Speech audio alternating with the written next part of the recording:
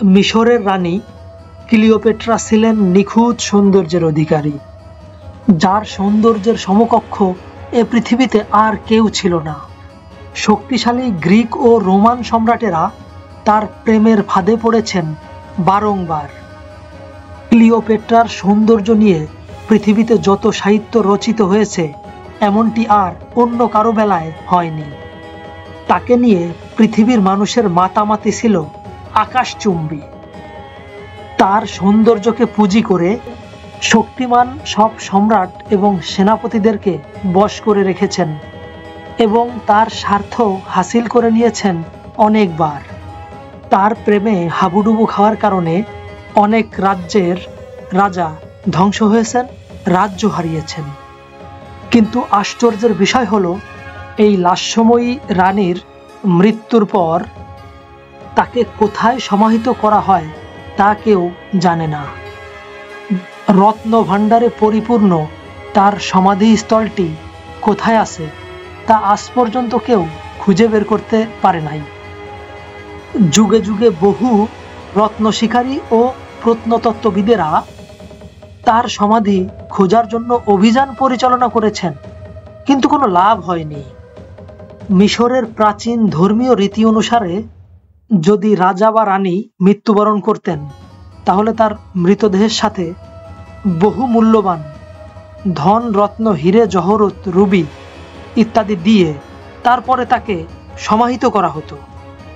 শোনা যায় মহারানী ক্লিওপেট্রা একটা সময়ে যুদ্ধে পরাজয়ের গ্লানি সইতে না পেরে বিষধর রাজগোকরার দংশন খেয়ে আত্মহত্যা করেন।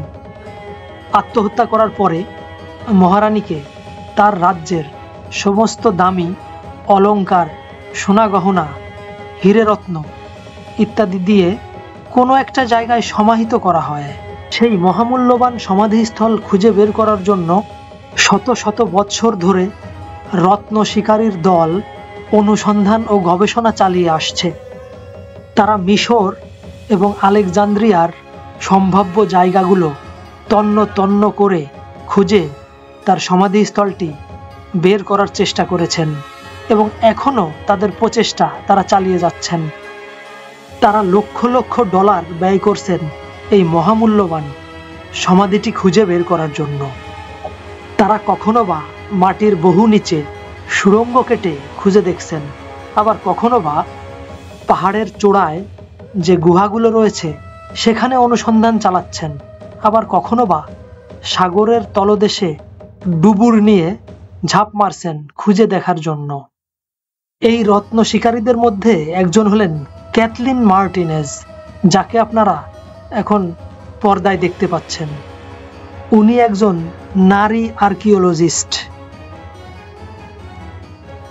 উনি ডোমিনিকান রিপাবলিকের একটি বিশ্ববিদ্যালয়ের প্রত্নতত্ত্ব বিভাগের একজন প্রফেসর।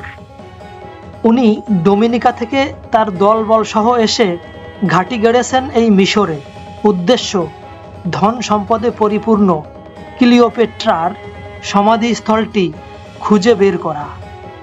উনি আধুনিক যন্ত্রপাতি ব্যবহার করে মাটির উপর থেকে 43 ফিট গভীর পর্যন্ত সুড়ঙ্গ কেটে মাটির নিচে একটি গুহা আবিষ্কার করেছেন। তার বিশ্বাস এই গুহা ধরে এগিয়ে গেলেই একসময় পাওয়া যাবে মহারানী ক্লিওপেট্রার সমাধি স্থানটি। মাসের পর মাস খনন করতে করতে মিসেস ক্যাথলিন আজকে চলে আসলেন পাতালপুরীর দেশে। আপনারা দেখতে পাচ্ছেন সুড়ঙ্গের মধ্যে কিন্তু পানির অবস্থান। পানি ভেঙে উনি এবং ওনার দলবল এগিয়ে চলেছেন সামনে। কিন্তু তার দুর্ভাগ্য, মাসের পর মাস এত চেষ্টা করার ফলেও তিনি কিন্তু সফল হলেন না। তিনি কিন্তু খুঁজে পেলেন না মহারানী ক্লিওপেট্রার সমাধিস্থলটি। ব্যর্থ হয়েও তারা কিন্তু হাল ছাড়েননি। এবার তারা মিশরের আলেকজান্দ্রিয়ার সমুদ্রের নিচে সমাধিস্থলটি খোঁজার অভিযান পরিচালনা করলেন। সোনায় মোড়ানো মৃতদেহটি তাদেরকে খুঁজে পেতেই হবে। তারা হতোদ্যম না হয়ে তাদের কাজ চালিয়ে গেলেন।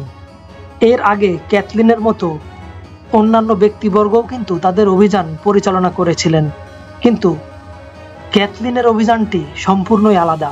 তাই তো মনে হচ্ছে উনি মনে হয় পেয়েই যাবেন ক্লিওপেট্রার সমাধিস্থলটি বহু রত্নে ভরা, ধন সম্পদে ভরা, সোনায় মোড়ানো সেই মৃতদেহটি। সারা পৃথিবী থেকে প্রতি বছর লক্ষ লক্ষ পর্যটক আসেন এই সমস্ত প্রত্নতত্ত্ব সম্পদগুলো পরিদর্শন করার জন্য।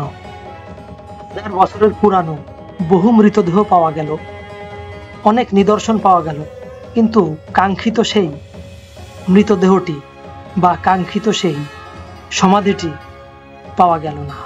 অন্য সবার মতো ক্যাথলিনও আজ ব্যর্থ হলেন, কিন্তু মানব জাতি থেমে থাকবে না।